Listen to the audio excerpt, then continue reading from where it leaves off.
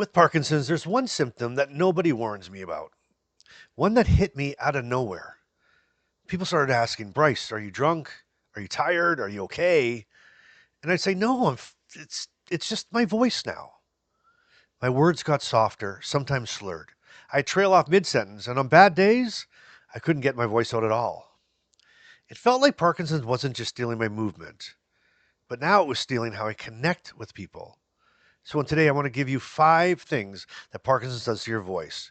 And stick around to the end because today's Bryce-ism is the thing that I say to myself every time my voice drops, and it saved me from shutting down more times than I can count.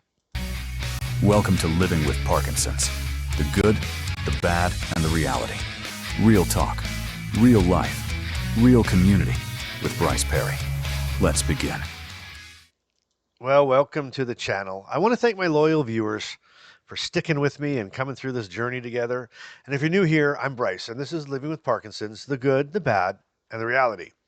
Now, we are a community built on honesty, strength, and hope. And if that sounds like what you need, hit that subscribe button so that you don't miss future videos. Okay, today's episode, why Parkinson's steals your voice and how to fight back. And I'm so excited. Let's just dive right into this. You see, with Parkinson's, the changes to your voice are incredibly common, but nobody prepares you for it. Here's the truth. You're not lazy, you're not mumbling, and you're not just tired. Your brain is literally sending weaker signals to the muscles that control your speech. The same dopamine circuits that help you walk, stretch, turn, and with balance also help you speak. And when dopamine drops, your voice drops too. And you know what makes that worse? Apathy. Now, on the last episode, we talked about how Parkinson's apathy makes you not want to talk. Voice problems make you not able to talk. You put those two together, you get isolation. Silence becomes the easy choice. So let's get into 5 changes that nobody really warned me about. And number one, and this one hit me first. Okay, it's hypophonia, and that's the medical term for soft, quiet speech. And here's what it feels like. You think you're talking at normal volume. In your head, you sound fine. But people keep saying, "What?" or "Speak up." The problem? Parkinson's affects the muscles that control your vocal cords. Your brain tells you that you're speaking normally, but you're actually speaking at probably 60% of your normal volume. And it gets worse when your meds wear off. During my off times, Carmen has to lean in closer just to hear me across the table. The monotone part? That's because Parkinson's reduces your ability to vary pitch and tone. And you just sound flat. You sound emotionless, even when you're excited or upset. Okay, here is number 2. Now this one's embarrassing. Your tongue and your lips don't move as precisely as they used to. Words run together, consonants get soft. And here's the worst part. People assume sometimes that you're intoxicated, or you're tired, or you're just not trying. You know, I've had cashiers look at me with concern, right? I've had people at meetings ask if I'm okay to drive. The medical term is dysphagia, which is imprecise articulation. But what it really means is that simple conversations become exhausting because you have to repeat yourself constantly. And when you combine this with the apathy we talked about on the last episode, you stop wanting to talk at all. Because why bother when nobody understands you anyway? Have you been there before? If you've been there before, why bother in the comments? Okay, just so I know that I'm not the only one. Okay, number 3. Trailing off mid-sentence. Now, how does that work? This one drives me bananas, right? So you start a sentence with a normal voice and clarity, but by the end, your voice just fades out. It's like your vocal cords run out of gas halfway through. Now, this happens because Parkinson's reduces your breath support. Your diaphragm and your chest muscles don't work as efficiently, so you literally run out of air before you finish your thought. People think you forgot what you were saying or that you're not interested in the conversation. But the truth is, you're fighting to push through enough air through your vocal cords just to finish the sentence. And when you're tired or stressed out, it gets 10 times worse. Now, I've had to learn to take deliberate breaths mid sentence now. It sometimes looks weird, but it works. Okay, number 4, rushed rapid speech or stuttering. Now, this one surprised me because it's the opposite of slow, slurred speech, right? So some people with Parkinson's, including me on certain days, speak too fast. And some of you would say on a lot of days. But words tumble out in a rush, or you repeat syllables, or you get stuck on sounds. It's called, festating speech. It's the same phenomenon that causes shuffling and rushed walking. Now, your brain sends the signal to speak, but the timing gets messed up and you can't control the pace. And here's what makes it worse. When people can't understand you, you try to repeat yourself even faster, right? Which makes the problem worse. It's this crazy vicious cycle. The harder you try, the less clear you become. What makes it difficult is nobody understands that, as because we understand Parkinson's as slowing down. Now, I get the same thing some mornings. Some mornings I shuffle and I walk bent over like I'm 150 years old. Other mornings I get up and I get out of bed like a pinball and I go so fast I can't stop myself. It's wild. And again, it's just something that it's hidden, no one understands it, and I can't even explain it. And I guess sometimes when you think about it, why should I have to explain it? But how about that? Tired of explaining in the comments. That would be awesome. But that's the truth. And let's move on to number 5. And that is the number 5, and this is the scariest one. This guy 5 is scary. Complete or near complete voice loss during off times. Now, when my mids wear off, my voice doesn't just get quiet. Sometimes it almost disappears.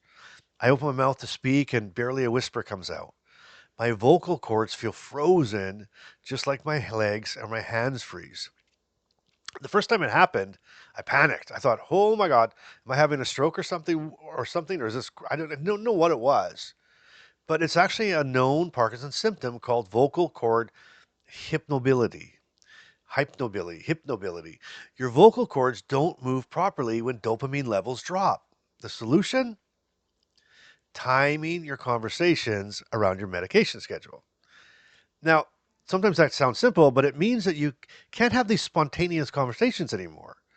You have to plan when you'll be on enough to talk clearly. And that's not living, that's surviving.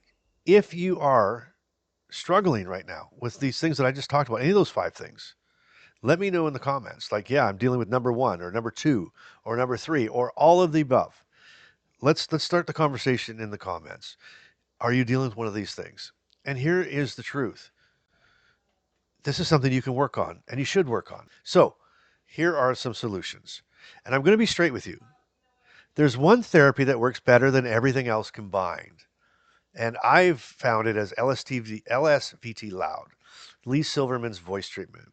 Now, this is not your typical speech therapy. This is intensive, Parkinson specific voice training that retrains your brain to speak louder. Here's how it works. You do 16 sessions over 4 weeks, 4 days a week, 1 hour per session. It's intense, man. The therapist teaches you to speak at what feels like shouting volume. Because remember, your brain thinks that you're talking normally when you're actually whispering. So LSVD loud, it recalibrates that perception. Okay, I did this program about 2 years ago, and it was a game changer. My voice volume increased by 40%. Carmen could actually hear me again from across the room. The catch? You have to keep doing exercises daily, forever. If you stop, the benefits fade. But it works and it works, and I can attest that it works right here, period. So find an LSVT Loud certified therapist in your area. I'll link the resources in the description. It's just something that you really need to jump into. And I'm attesting to it because I've done it, and it proved it. And if you've done LSVT Loud or another speech therapy like Loud, I know there's a lot of like out loud, right? Let me know in the comments. Okay, number 2. Daily voice exercises that you can do at home. Now, these are exercises that my LSVT therapist, she taught me and that I still do every morning. Well, I try to do every morning. But exercise number 1 is the sustained ah sound. at maximum volume for 15 seconds. And you do it 5 times. And what that does, it strengthens your vocal cords and your breath support. It sounds ridiculous. It feels ridiculous. It's just like, ah, as loud as you can for as long as you can. And you do that every single morning. The second thing you do is what I call pitch glides, right? Start low and slide your voice up high and then back down. And that maintains your range and your flexibility. The third exercise that you do every day is loud counting. You count from 1 to 20 at maximum volume. Exaggerate every number, and this trains volume control. It's like 1, 2, 3, 4. Okay? Exercise number 4, reading aloud at exaggerated volumes for 10 minutes. So pick anything, the newspaper, a book, a Bible, whatever you read, even your medication list. That'd be fun. And you read it for 10 minutes out loud, exaggerated, big words, loud words. Now, I try to do these every morning right after I take my first dose of meds, right? Right after it kicks in. So it takes about 15 minutes total, maybe 15 minutes total to do all of those things. It's 15 minutes, okay? And here's the key. You have to do them loud, uncomfortably loud. Your neighbors will think that you're yelling at somebody, and that's a good thing. And that's the point, because you're training your brain's volume perception. Okay? All right. Solution number 3, med timing optimization. Okay? Timing around important conversations. Now, it sounds obvious, but most people don't do it strategically. So again, I track my on times, right? I know when my on times are going to be and when my voices are going to be strongest. And I schedule important phone calls, doctor appointments, social events. Filming these podcasts and talking about these podcasts are strategically placed within my on times. Okay, solution number 4, technology aids that actually help. So, voice amplifiers are small devices that you wear that amplify your voice about 10 to 15 decibels. And a lot of people keep them in their cars for drive-through windows, right? And some people keep some at home and some, all around. And I think they're around 30 to 40 or 50 bucks on Amazon, and game changer for soft speech. Okay. Number 2, speech to text apps. So when your voice is weak, you can use your phone's speak to text feature to communicate. Okay. It's not perfect, but it beats repeating myself 5 times. Okay. Video call positioning is another one you can try. On Zoom or FaceTime or Teams, you can position your microphone close to your mouth and use headphones. And this will help people hear me clearly when my voice drops. Okay. Or white noise machines. Sounds weird, but sometimes background noise makes it harder for people to hear you. So turn off your fans, your TVs, and music when you have to have important conversations. Those aren't cures, they're just workarounds, but they reduce your frustration and they can reduce your isolation. And that's what matters. All right. Well, listen, it is time for Carmen's Care Partner Corner. This is where my wife Carmen is here to talk about how she handles speech changes without losing her mind. And this is what she had me say to you today. Hi, everybody. It's Carmen here. So here's the truth. When Bryce's speech gets slurred or quiet, my first instinct is frustration. Not at him, but at the situation. Because I have to stop what I'm doing, lean in close, ask him to repeat himself, sometimes 3 or 4 times. And I can see the frustration on his face too. He's embarrassed and he's tired of repeating himself. So here's what I've learned works.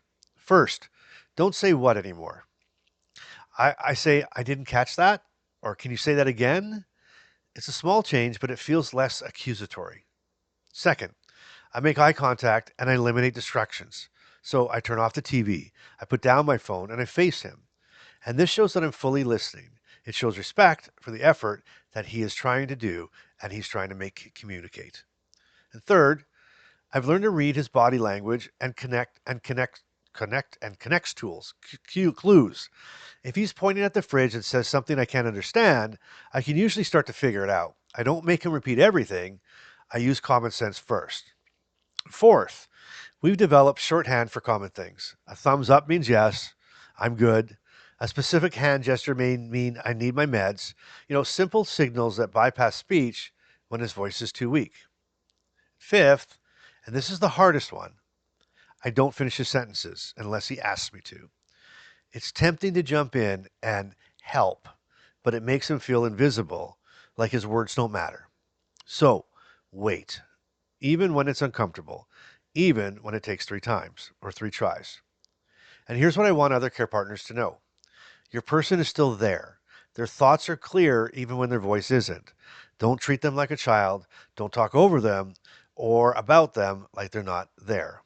And when you get frustrated, because you will, take a deep breath and remember they're more frustrated than you are. They're fighting just to be heard. The least we can do is actually listen. Whew, that hit me there. Thanks, Carmen.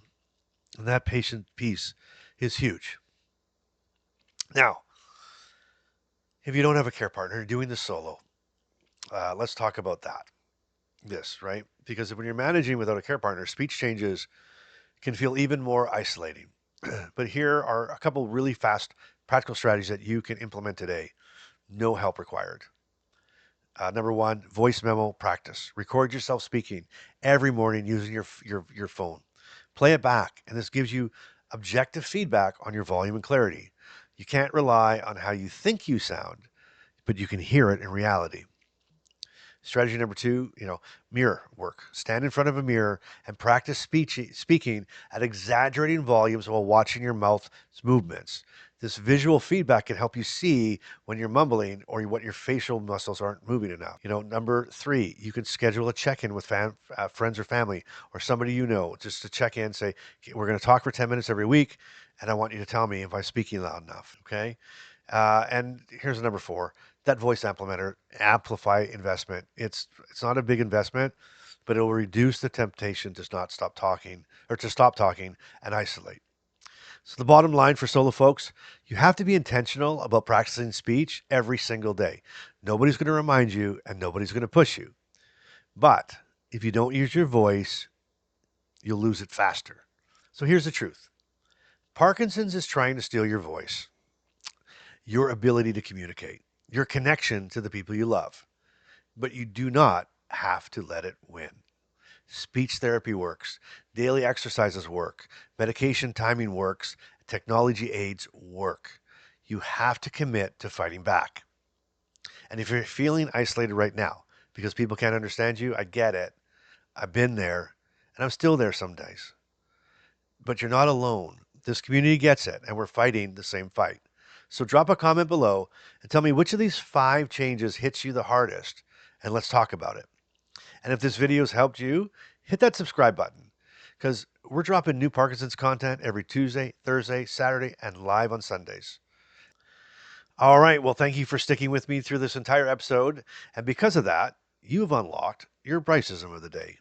And here it is. With Parkinson's, your voice may get quieter, but that doesn't mean that you stop having something to say. All right. Well, thank you for joining me today. I'll see you on the next episode. And until then, I want you to keep fighting. You keep showing up and you keep doing life today. We'll see you on the next episode.